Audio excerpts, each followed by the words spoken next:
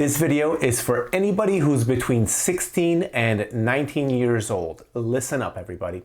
What you're going to learn is everything that I did not know about that specific age group and how important it was to have great credit. What you're going to learn is how to set yourself up for success in this time frame of yours so that when you do turn 18 and you go on to 19 and so on, you're going to be set up to really make some money. Hey, I am Mr. Maciek, and on this channel, I teach people how to make money, how to improve their credit score, and how to invest in real estate. So if you like that, just please subscribe, turn on the notification bell. So whether you know it or not, life in America is heavily dictated by your credit, not just the amount of credit, but also your credit score. So it's very important for you to learn this right now so that you can set yourself up for a trajectory of growth in the whole game of making money. So let's get right into it. First, I'm going to talk about the negative elements of a bad credit score. Really, where does it affect you in your life? And then I'm going to talk about what can you do at your age group between 16 and 19 to set yourself up for success. So let's get started. So what will happen if you don't take this seriously? There's actually so many things, but I'm going to point out the top 4 things. Let's just go over them real quickly. First of all, you're going to have higher insurance rates. Second of all, you're going to be in a closed credit loop. Third of all, you're going to have higher deposits. And fourth of all, obviously, you're going to pay a higher interest rate on anything you actually do get credit on. So let's dive just a little bit deeper into these 4 things. So one is your higher insurance rates. Now, one thing that's very interesting is that insurance companies really take statistics. And they have found, statistically speaking, that people with poor credit have a higher chance of accidents and a higher chance of homeowner claims. So all of your insurance is actually going to cost you more compared to the person that has good credit. Think about that for a second. You pay for insurance every single day you own a house or a car or anything else that you insure. Now, the second bad thing is the closed credit loop. And what I mean by that is that you're going to be in this circle of never ending, I can't help myself. What's going to happen is no one's going to want to give you credit because you were given a chance and you screwed it up. And then you have no credit card or nothing to help build credit. So then time goes on and you try to apply for credit and they say, well, you have no credit and you have bad credit. I'm not going to give you anything. And it's just this closed loop where you just can't get out of this loop. Now, there are some ways. I do have a couple of videos about that. But know that it's not easy. It makes it so much harder. So don't start off on the wrong foot. Just start with good credit. Now, the third negative thing is that you're going to have higher deposits. And one example is, here in Florida, we have Florida Power and Light. It's our utility company for power. And when they check your credit, when you move into a rental, when you buy a home and you have to go set up your electricity, it doesn't really matter. If you're putting it in your name, they check your credit. And therefore, they're going to ask for higher deposits. Now, a real life example. Since I have rentals, I have seen that when I put the power in my name after a tenant moves out, they usually ask me for $0 deposit or maybe a $40 deposit. And I know for a fact that I have had tenants move in right after I go and fixed it up, and their deposit is $580. Literally, that is a real life example. Prevent yourself from being required to put down very large deposits by having good credit and make it important. And now the last pitfall is obviously you're going to be paying higher interest rates.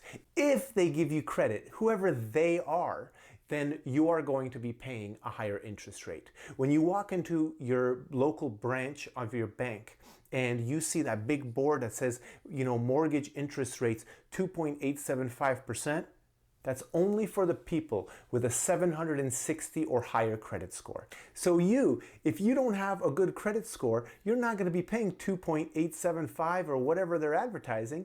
You're going to be at 3.25 or whatever they feel like charging you.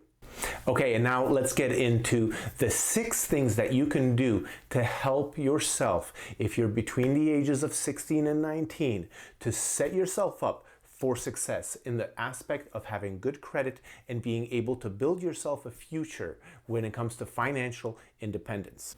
Real quickly, 1, we're going to talk about bank accounts. 2, we're going to be talking about credit cards. 3, we're going to be talking about credit monitoring systems. 4, we're going to be talking about education when it comes to credit. 5, we're going to be talking about the importance of learning about budgeting. And 6, we're going to be talking about a car loan. So number 1, let's talk about bank accounts real quickly. You might already have a bank account in your name, most likely with a parent added, unless, of course, you have some sort of legal situation where you do not have a guardian or a parent and you can set them up for yourself. However, most people don't. So one thing you want to do as soon as you turn 18 is go right into the bank and set yourself up a checking account and also a savings account. The point is, it's going to help you to start budgeting. Also, by having these 2 accounts, it's really going to help you when you do apply for other things like credit cards. Okay, so that's number 1, is set yourself up with a bank account as soon as you turn 18, literally on the day of your 18th birthday. And if you have accounts with parents, go to a different bank and set up a bank account just under your name. How are you to have financial independence unless you do it by yourself and set yourself up with your own bank account? Okay, number 2, you really have to save some money. That's why you can do this when you're 16 or 17, you know? You can save $500, maybe up to $1,000, because you're gonna go set up a secured credit card the day you turn 18. Okay, now you don't have to do it on that day, of course. So what is a secured credit card? It's really simple. You go into a bank, or you go into the bank where you set up your bank accounts, and you ask them that you would like to set up a secured credit card. And what that does is that they don't have any risk whatsoever. They might offer you a $300, a $500, or a $1,000 credit card. But what you have to do is have that $500 or $1,000, whatever it is, and you pledge that money into an account that you cannot access. They will not let you withdraw that money. And that is a security assurance for the bank that when you do get the credit card, should you screw up and not pay them back, they have money to draw upon so that they can pay their debt back. That way you get to win because you have a credit card in your name by yourself, which is very beneficial, starts building your credit. And they have the 100% assurance that this will be paid no matter what. So step 2 is really going to start building your credit. Okay, now step 3 is really about learning about the credit monitoring systems. For example, I use Credit Karma, and I've used them for many years. They are a wonderful free service. Of course, they're trying to sell you something all the time. Don't buy it. You don't need it. All they do is they pull from TransUnion and I believe Equifax, and those are 2 out of the 3 major credit bureaus, and you get to see what is your credit score. Now, it's not a true FICO score, but they have their own score that they use, which is extremely similar to the FICO score. And also, they give you suggestions on what you can do to help improve your credit score. Now, some of those suggestions are just trying to sell you something, but they'll take the ones that are free and implement all of them one by one. I also have a video that really talks about improving your credit score and what can you do. It's actually quite a long video. I'll just link it up here, and basically it just talks about all the different things that you can do to improve your credit score. So sign up to creditkarma.com. It's also an app that you can use on your phone, and it's really going to teach you quite a bit about your score and monitoring it. And I highly recommend at least once per week, log in, see what's going on, and see is there any suggestions that you can take to improve your score. Okay, now number 4, it's all about learning about how credit works. So like I mentioned at the beginning, it's very important for financial success in America to have a really good credit score. Not required 100%. However, it's a tool.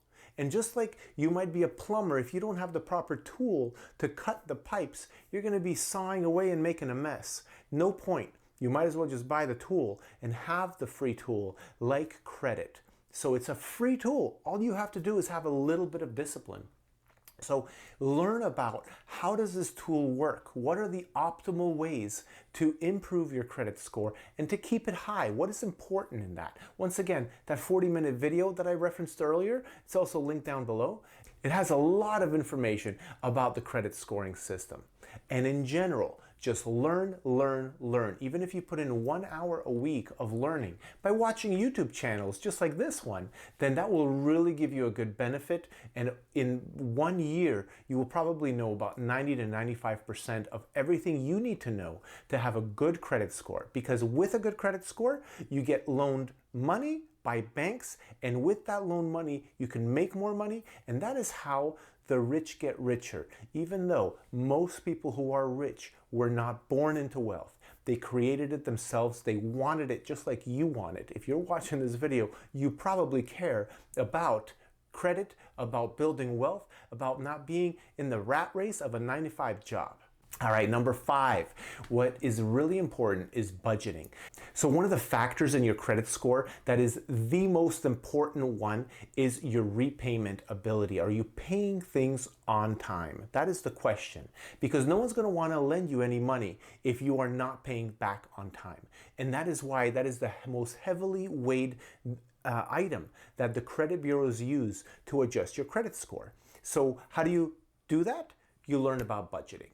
Go and learn and learn and learn. How can you budget and really make sure that every single week, every single time there is a bill due, that you have it paid on time and you get to do it maybe even early.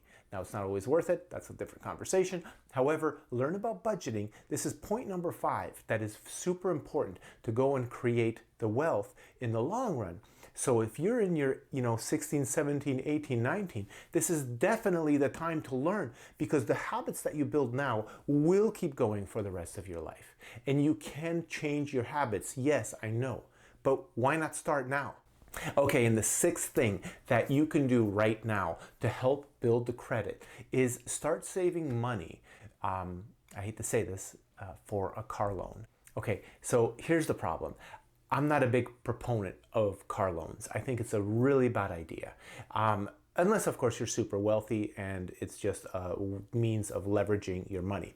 However, in your youth, 16, 17, 18, 19, 20, whatever, it is a bad idea, because most of the time you can get away with buying a vehicle cash and not actually needing to finance. However, there is one big benefit of financing a vehicle, and that is that you get to build up your credit score. So this is why I'm including it in this little section, because if you can save up $2,000 and buy a $4,000 car or $5,000 car, and you can basically leverage, a little bit of your money and credit to purchase a little better vehicle, then you're going to be building your credit up. Now, one thing that I think you want to know is, how can I get the best car for the least amount of money and build my credit? And wealth building does not work like that. So wealth building is not about looking good. Wealth building is about delayed gratification, not instant gratification. Once you get that through and really understand that point, you will see that buying a $5,000 vehicle with $2,000 down and a $4,000 loan, no matter what interest rate they charge you, even if they charge you 20% per year, then what you are going to be doing is building your credit. And just by having good credit, you are going to be able to apply for home loans. Now, if you have no good credit, or if you have no credit at all, then it's really going to be harder, because one thing about home loans is that they want usually 5 lines of credit that you've already had.